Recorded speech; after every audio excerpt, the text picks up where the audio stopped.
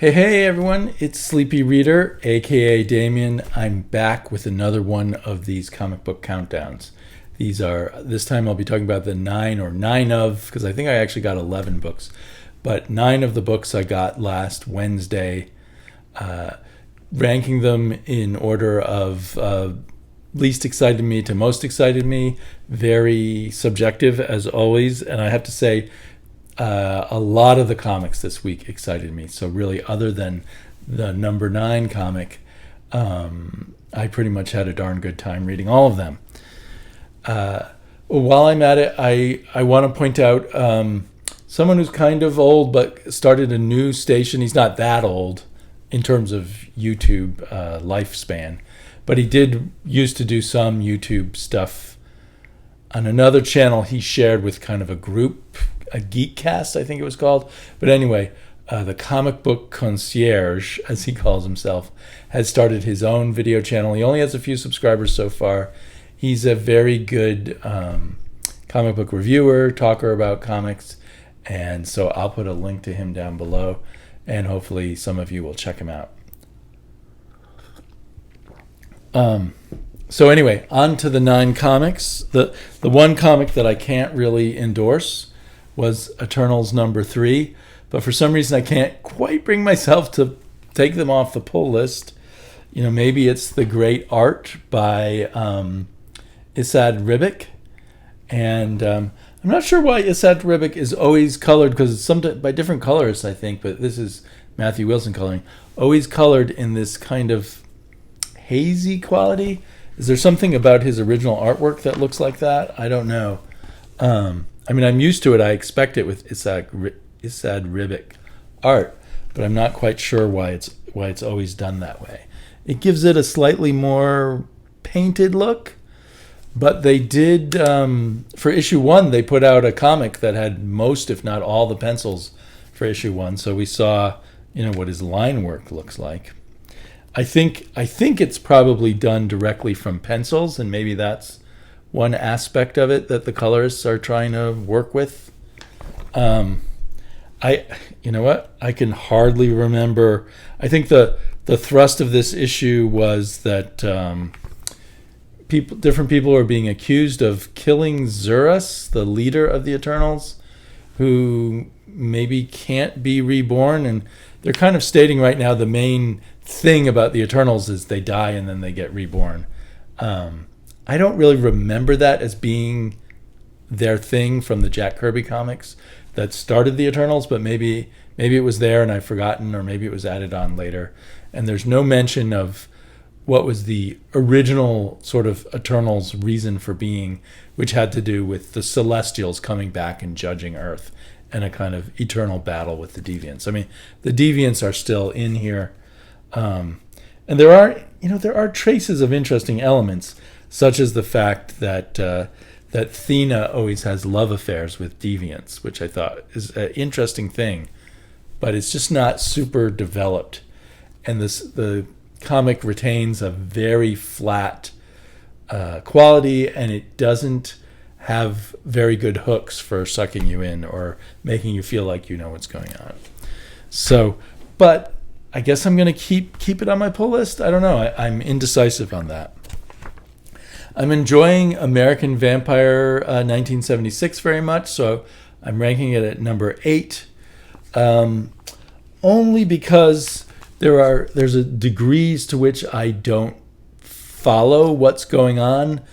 Either because of the gaps between each issue, I have lost track of characters, but I also think because these are characters that we're supposed to know because we're supposed to have read other American Vampire series. This is there's been many other American Vampire comics before this, and this is kind of a return to American Vampire. But everything is kind of intriguing and interesting. I just feel like I keep missing a few things. So for me, it was a little less enjoyable than the other comics, but still kind of a cool comic. And if I ever have time in all my reading, I'll probably go back and read the other American Vampire books someday, digitally perhaps, through Hoopla or something like that, or maybe if I find the trades somewhere. Another book I enjoyed, but you have to rank them all. So by the system I've created. So Redemption I put at number 7. It's enjoyable. I really love the way Mike Deodato Jr. is drawing women's faces. I don't know if he's always been particularly strong in that area, and I'm not quite sure why I love the faces so much. They're kind of weathered but still feminine and still have a kind of beauty of character to them, along with whatever like even that picture there. I just was really struck by the images of the women's faces in this issue. I guess there's 2 main women, but then they go trying to hire some other women assassins. There's still very much, and I also really like the coloring in here, which is by Lee Lowridge. I think he does a really good, restrained job that really that does goods, is the right coloring for this story and for this artwork, so that he really makes the artwork that much stronger. The story itself is a very well done movie pitch type of story. It still very much is a movie pitch. And the men's faces are interesting too, but somehow I was particularly taken by the women's faces, maybe because a lot of comic book artists cop out on women's faces and just leave out details as much as possible to try to make them look more feminine that way. So I everything as you read it, you go, oh yeah, that's the way you would expect it to go, kind of thing. But I've enjoyed it. I've been enjoying it. So I had to put it in at number 7 just because I enjoyed everything, but this one a little less, just for that little niggle in the brain of like, yeah, this feels like a movie. In a familiar genre trope, genre mixing slightly movie with that slight feminist twist. But feminist twists on genre movies are now not that unusual. I mean, I suppose they're more unusual than straight ahead ones. One that has some more interesting twists is The Wrong Earth. This is the 3rd series in the Wrong Earth series, the 3rd miniseries in the Wrong Earth. What do you call it? If there's miniseries, what do you call the series of miniseries? I don't know. But anyway, I've been enjoying this one a lot, and I put this at number 6 only because all the other comics were even more enjoyable. And I'm as you may or may not remember, I decided just not to read any Batman for a while. And this is Batman derivative, and I allow it to slip in. It's already on my pull list, and I want to finish out the story. But and I'm particularly tickled pink by the collision of the Batman 66 type of Batman and the super dark, grim knight kind of Batman, which perhaps is even more grimmer and less noble than even your grimmest Batman, actually. It's more like Batman who's become Red Hood or something along those lines. And so into this, we've added a nice spoof of a guy who's supposedly on the real Earth, who's the real bad guy, and has become a hero to his Earth by getting rid of pollution, by pumping it into the other Earths. So it starts to have a bit of a feel of like a Mark Russell comic with the satire on the corporate bad guy and that kind of thing. So this Wrong Earth series keeps kind of picking up. I would say in terms of Wrong Earth, I would get the original Wrong Earth. I would skip the middle thing, which was kind of a flashback to earlier days in both these heroes' lives. I never finished that one, so I mean maybe there was something redeeming about it that I missed. But then jump right in. This reads perfectly as good from going from the first series to this second series, or second volume, first volume to third volume in the series. Maybe another reason why, although I really enjoy the story, the artwork is, it's good, but it's not hitting me as hard as impressing me as much as the artwork in a lot of the other comics I'm reading right now. I'm very your enjoyment of artwork is particularly based, I think, on mood and frame of mind and type of story that you're reading and what other artwork you've looked at recently. So it has a strong fickle aspect to it. Okay, another one I'm enjoying a lot. It's got a strong artist, but maybe one that, is not the most perfect. Perfect is the wrong word. It's not hitting me the strongest, but it's perfectly fine artwork, and it has some cool moments, but maybe some other times where the coloring is a little less working with the storytelling. But that's just to say, the story and the writing are very good, and I'm really enjoying this epilogue to the basic Birthright. You could have read through about Birthright 42 or something, and got to the end of the story, but this epilogue is just full of good stuff. Sort of a meditation on the cost to people's lives and that kind of thing, of war and adventure and all of that. It read very quickly, which I think is a good sign of a well done story. I didn't feel like it was lacking or anything, but it was a quick read. I don't know. I'm just gathering around. But anyway, I put Birthright at number 5, and so I think there's 3 more issues, and I'm really looking forward to those, and then the series will be done.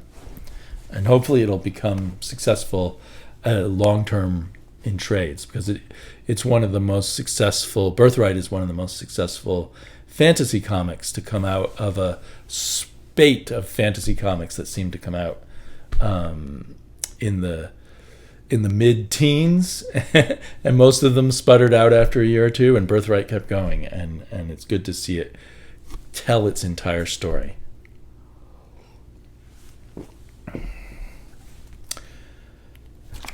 I wonder if Immortal Hulk will be able to tell its entire story and feel satisfying and fulfilling the way Birthright did. It's still issue by issue. I have a lot of fun reading this. Sneaking suspicion. So I put Immortal Hulk at number 4. Sneaking suspicion that the writer is a little bit dragging his feet, like slowing things down. And does that mean that he is not sure of where he's going, or he's just pacing things out and enjoying the ride while it lasts? Because he's supposed to end in 6 issues at number 50. But anyway, great art, fun characters, and kind of, I guess there was a sense of repetition in the sense that I guess the Hulk dies in this issue. Of course, he's the Immortal Hulk. And we have all these characters who are in hell, and now the Immortal Hulk was going to be in hell again, I guess. I mean, we've seen him in hell before. But anyway, a fun and a good entry into this long-running Marvel series. You don't see many Marvel series that remain creatively consistent for 50 issues. So I still think of this as one of the best Marvel. It's not really a superhero comic as per se, although superheroes pass in and out of it. It's more of a horror comic with superheroes around the fringes. Okay, and then number 3 is Night Hunters. And I really enjoyed this, but I don't feel super confident in telling other people to read it. Unlike Space Riders, I keep doing that. This is Night Hunters, and Alex Zurrett's other comic is Space Riders. That one is like, wow, if you like crazy, just biker, glow-in-the-dark, cosmic stuff, then go for Space Riders. But this is a equally quirky, but more, I don't want to say low-key, but a more focused kind of story about a dystopic future in some Latin American country where the world is basically police and citizens who are just trying to survive. Probably somewhere in some towers, somewhere are rich people. There's huge amounts of prisons and yeah. So it's a very kind of primitive story, both in the artwork, and the primitiveness in the artwork is very pleasing, and then the primitiveness in the storytelling is where I'm not sure I can recommend this to other people, but it kind of clicked with me. And clicked is a funny word because the main character can only make sounds by clicking. The hardest part about reading this for me was that it moved around in time, and it would occasionally tell you what year it was. Let me see if I can find one of those pages. In very small print. Like there. That's telling you what year it is. It's hard to see. 2078. So we're moving around in time. We're getting one of the characters' backstories. But I just sort of went with the primitive vibe. Yeah, there's another thing where they try to tell you what year it is there. I don't even know if you can even see it. And something about Zurit's artwork, which is, it's less in your face here, and at times it just seems so primitive, but it somehow it carries a lot of real power. It's on this nice, very thick, heavy newsprint, and that's an image I really like. There's a lot of images I just really like and find strangely compelling. I'm doing a very bad job of describing what this comic is like. It costs more than your average comic this size. It's from Floating World Comics, which is not a comic company that has a lot of distribution. I mean, you can get it through Diamonds, but you have to probably ask your shop to order it. Well, I've totally failed in trying to tell you why I like Night Hunters, but it was definitely way up there for me. It really gave me a bit of a kick. And it was hard, probably with the top five or even six, to decide what the order was. But I decided that my second most favorite, I had the second most fun with Norse Mythology, which is, I guess, the last issue in the first volume of Norse Mythology. So hopefully there are many more volumes to come. This has been kind of an adaptation of a Neil Gaiman book overseen by P. Craig Russell, and this issue had art from Jill Thompson, which I thought was really fantastic. It took me a moment to kind of adjust from the previous artist to this art style, but once I got there, I really got into it, and it has a fun, cross-dressing, Thor having to cross-dress kind of plot line, and a lot of clever stuff. They actually began this story in the previous issue, but you could actually pick this up and it works perfectly well starting at the beginning of this issue and getting the whole story, which was interesting in a way. So, and this was a myth of Loki, Thor, Odin, and Freya, and a troll king, which I don't recall picking up in my mythology reading days. So that was also a really nice pleasure to get something new to me.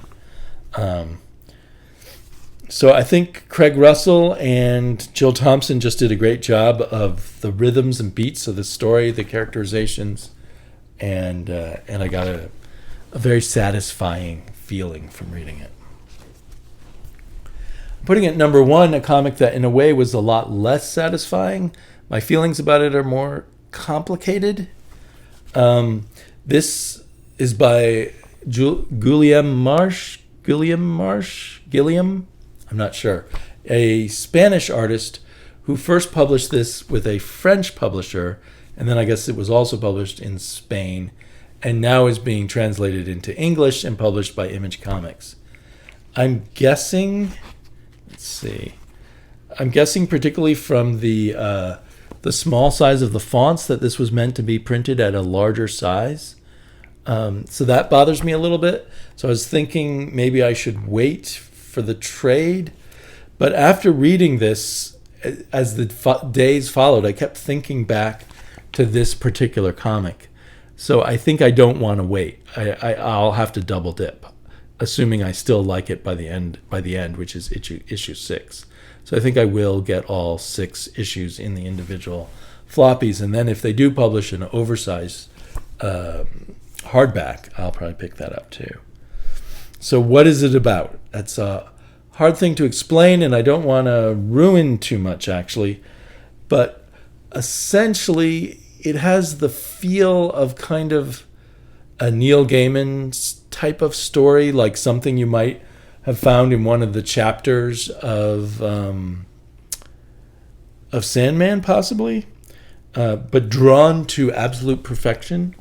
We have a character that you could think of at least as being like the character of Death in Sandman, and we have a mortal character who is quite troubled and has an encounter with that Death character. And where it's all going, I don't know. Another one that I have trouble talking about, there's a fantastic video, so I'll put a link to it down below, by Gore Vidal, where he discusses this and all the other reading experiences it makes him think of, and film experiences and the like. It is one of the odder things about it is it looks like our character may be naked throughout all 6 issues. And to me, initially, that is almost a turnoff, because it feels like a cheap way to get certain readers, anyway, interested. And while I'm happy to look at real-life naked women, I really don't care whether I see women in drawings naked or not. But the way he draws her is so well, and every panel, the sort of beautifully rendered anatomy, so to speak, and it's not horribly exploitive in the sense of a unrealistic woman's body. It's a young woman's body who's perfectly attractive, but it's not like one of those, giant exaggerated body parts kind of things. So anyway, as I find so much pleasure in the quality of the drawings that that particular what's the word? I don't feel it's a hang up or anything. I know some people are going to say, "Oh, you're hung up about seeing the naked body," but I'm not. But that feeling of it being a distraction, an unnecessary distraction, kind of goes away just because of the quality of the art. So I guess I should just call this the episode where I fail to explain very well why I like the ones I liked the most. But anyway, there you go. That was my week in new comics.